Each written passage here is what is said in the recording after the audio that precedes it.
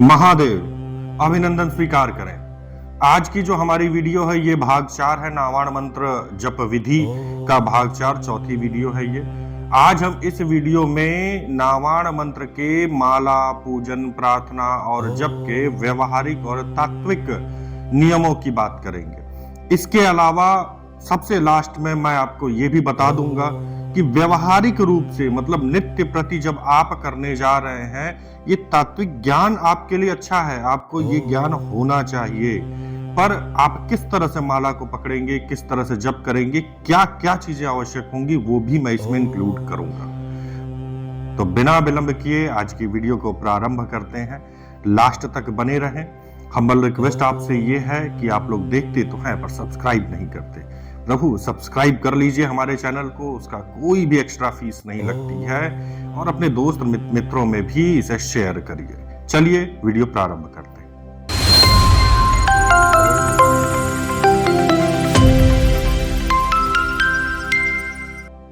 अब तक हमने देवी के स्वरूपों का ध्यान करके मन को देवीमय किया। अब साधना का वह व्यवहारिक चरण आता है जहां मंत्र को जीवन में उतारने का माध्यम बनती है हमारी माला। आज की ये वीडियो माला के ही इर्द गिर्द घूमती हुई नजर आएगी। माला केवल मनकों का हार नहीं है, ये मंत्र शक्ति को संचित करने का साधन भी है। बिना माला पूजन के किया गया जप पूर्ण फल प्रदान नहीं करता। नावाण मंत्र जप के लिए सबसे उत्तम माला रुद्राक्ष की माला मानी गई है, क्योंकि ये शिव और शक्ति दोनों ही तत्वों का प्रतीक है। इसके अतिरिक्त स्फटिक माला ज्ञान और शुद्धता के लिए, तुलसी माला भक्ति के लिए और कमल गट्टे की माला सात्विक शुद्धि के लिए उपयोग की जाती है। आपके जप माला में 108 मन के होने चाहिए। 108 एक पवित्र संख्या है। 108 उपनिषद हैं, सूर्य की 108 कलाएं हैं और शरीर के 108 ऊर्जा केंद्र हैं। तो आपके माला में भी 108 मन के होने चाहिए। जप से पहले माला की शुद्धि और पूजन अति आवश्यक है। माला पूजन का एक साधारण सर्वज्ञ मंत्र है ओम ऐं ह्रैं अक्षमालिकाय नमः।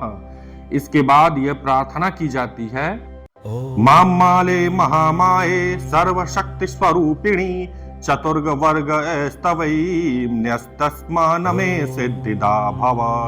ओम अविघ्नं कुरु माले त्वं गृहामि दक्षिणे करे।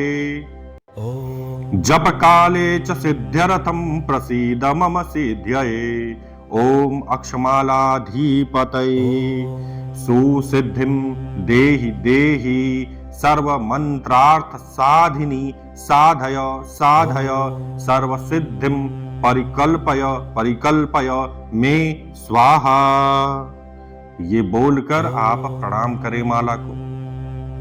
हे माले, हे महामाया स्वरूपिणी शक्ति, मैं धर्म अर्थ काम और मोक्ष चारों पुरुषार्थ तुम्हें समर्पित करता हूं।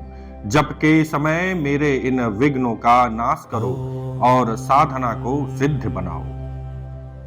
इस छोटे से पूजन से माला जागृत हो जाती है और जप निर्विघ्न रूप से चलता रहता है। अब नावाण मंत्र के अर्थ को संक्षेप में समझना आवश्यक है, ताकि जप केवल शब्दों का न रह जाए बल्कि चेतना से जुड़ जाए। मंत्र है ओम ऐं ह्रैं क्लीं चामुंडाय विच्चय। ओम ब्रह्मा का प्रतीक, सृष्टि की मूल ध्वनि है। ऐं ज्ञान और वाणी की शक्ति, साथ में ह्रैं माया और भक्ति का बीज है। क्लीं आकर्षण, कामना, सिद्धि और मोह का नाश करता है। चामुंडाए बाधा नाशिनी, देवी चामुंडा को समर्पण। विच्चय चेतना, जागरण और आंतरिक प्रकाश का प्रतीक है। ये 9 अक्षर का मंत्र है जो 9 दुर्गाओं का प्रतीक है। इसका जप जीवन के सभी क्षेत्रों में संतुलन और शक्ति प्रदान करता है। अब हम जप के नियम को देखते हैं।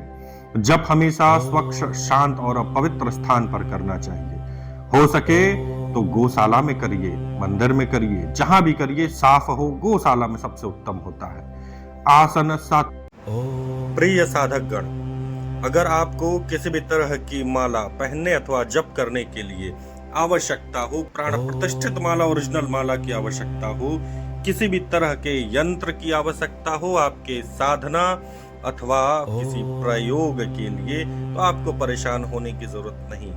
आप हमारे दिए गए व्हाट्सएप नंबर पर हमसे संपर्क कर सकते हैं तथा हमसे प्रमाणित मालाएं तथा हमारे द्वारा बनाए गए यंत्रों को प्राप्त करके अपने सामने उसमें प्राण प्रतिष्ठा करवा सकते हैं। सात्विक हो और रीढ़ सीधी रहे, रीढ़ की हड्डी, ताकि ऊर्जा का प्रवाह बाधित न हो। ऊर्जा का प्रवाह बाधित न हो, ये कहने का तात्पर्य केवल मेरा ये है कि जब भी आप जप करते हैं तो वो केवल एक शब्द नहीं रहता है, वो एक एनर्जी प्रोड्यूस करता है, एनर्जी को बनाता है। वो एनर्जी कहाँ पे आती है? वो हमारे रीढ़ की हड्डियों में, जो हमारे कुंडलनी चक्र होते हैं, 7 चक्र। बेसिकली अभी तो आप लोग 7 ही जान रहे, होते बहुत सारे हैं। तो वहां पे वो केंद्रित होता है, उनको जागृत करता है। इसलिए रीढ़ की हड्डी को सीधा होना चाहिए। आप देखेंगे किसी, जो लोग गांव से होंगे वो लोग को रिलेट कर पाएंगे, वो लोग इस चीज को समझ पाएंगे।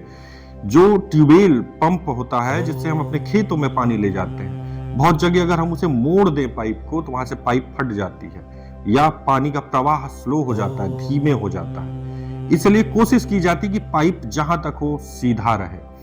इसी तरह से हमारी ऊर्जा होती है जो मूलाधार चक्र से ऊपर की तरफ उठती है। पर अगर रीढ़ की हड्डी आपकी सीधी नहीं है तो उसका प्रवाह बाधित होगा, वो अन्य चक्रों का भेदन नहीं कर पाएगी। इसलिए रीढ़ की हड्डी आपकी सीधी होनी चाहिए। ये बहुत कड़ा नियम समझ लीजिए। इसके अलावा पूर्व या उत्तर दिशा की ओर मुख करके जप करना श्रेष्ठ माना जाता है, परंतु दक्षिण की तरफ भी और पश्चिम की तरफ भी किया जा सकता है प्रयोगात्मक साधनाओं में। जप से पहले शरीर और मानसिक शुद्धि अति आवश्यक है। स्नान, स्वच्छ वस्त्र और शांत मन, ये साधना की नींव होती है। अगर आपका मन शांत नहीं है तो कितना भी मंत्र जप कर लीजिए वो फलित नहीं होगा। पता चल रहा है कि आप यहाँ हाथ में माला लेके मंत्र का जप कर रहे हैं, मन में है कि अच्छा ये EMI आने वाली है, अच्छा उनके यहाँ जाके मिलना है। तो मन को पहले शांत करिए, मन को शांत करके तब मंत्र का जप प्रारंभ करिए। हमेशा जब भी आप मंत्र जप करने आवे तो आते ही तुरंत हाथ में माला लेके मंत्र का जप शुरू नहीं करना चाहिए। करना ये चाहिए कि आप अपने आसन पे बैठ के मंत्र जप की पूरी तैयारी करने के बाद अपने आसन पर बैठ जाएं और आज्ञा चक्र पर ध्यान लगाएं। थोड़ी देर अपने मन को शांत करने की कोशिश करें। जब आपका 5 मिनट तक ये ध्यान लगाएं, जब मन आपका शांत हो जाता है तब भगवती का ध्यान करके न्यास करिए और मंत्र का जप प्रारंभ करिए। फिलहाल अपने आहार को संयमित रखिए, सात्विक रखिए, मांस, मदिरा और तामसिक भोजन से दूरी बनाकर रखिए। जप का समय प्रातः काल या संध्या का समय श्रेष्ठ माना जाता है। फिर भी प्रातः मतलब सुबह के समय पर मैं जब विस्तार में इसे बताऊंगा कि जब किस तरह से आप करें, उसमें कीलक कवच अर्गला कैसे करना है और मंत्र जप आपको कैसे करना है, तो उस समय मैं डिफाइन कर दूंगा, बता दूंगा आपको कि सुबह और शाम को क्या क्या आपको करना है। बेसिकली होना ये चाहिए कि अगर आपके पास समय है तो सुबह भी आप कुछ मंत्र जप करें जो आपकी त्रुटियों की पूर्ति करेगा। इसके अलावा जप का एक निश्चित समय कर लीजिए, 2, 4, 5 मिनट ऊपर नीचे चलेगा, पर ऐसा नहीं कि आज 9 बजे रात में कर रहे हैं, कल 7 बजे शाम को ही कर लीजिए, परसों 11 बजे आप करिए, ऐसा नहीं होना चाहिए। जप का एक निश्चित समय होना चाहिए। ऐसा क्यों कह रहा हूं, इसके बारे में अगले किसी वीडियो में हम बात करेंगे, क्योंकि एक लंबा टॉपिक बन जाएगा। न्यूनतम 1 माला अर्थात 108 जप अति आवश्यक है। अब अगर आप 1 माला भी ना कर पाए तो मत करिए। जप स्पष्ट, धीमा और चेतना के साथ में होना चाहिए। इस तरह से नहीं ऐसे नहीं, क्लियर होना चाहिए। भले तेज आप इसका मंत्र जाप करें, जैसे आएं ह्रिंगलिंग चामुंडाई विच, आएं ह्रिंगलिंग चामुंडाई विच, आएं ह्रिंगलिंग चामुंडाई विच, आएं ह्रिंगलिंग, ठीक है, यहाँ पे शब्द आपके क्लियर हैं। चेतना का मतलब हुआ कि उस मंत्र को जो आप शब्द उच्चारित कर रहे हैं उसको विजुअल भी करिए। अपने हृदय में उसे फील भी करिए, महसूस करिए उसे, उसका अनुभव आपको होना चाहिए। आपको ये बात हमेशा याद रखनी चाहिए, जप संख्या से नहीं, भाव से सिद्ध होता है। इन बेसिक नियमों के अनुसार किया गया नामाण मंत्र जप साधक के जीवन में शांति, सुरक्षा और शक्ति को प्रदान करता है। हम अपने अगले भाग में जप और समर्पण के साथ साधना को पूर्ण करेंगे। जय मां दुर्गा, जय मां भवानी।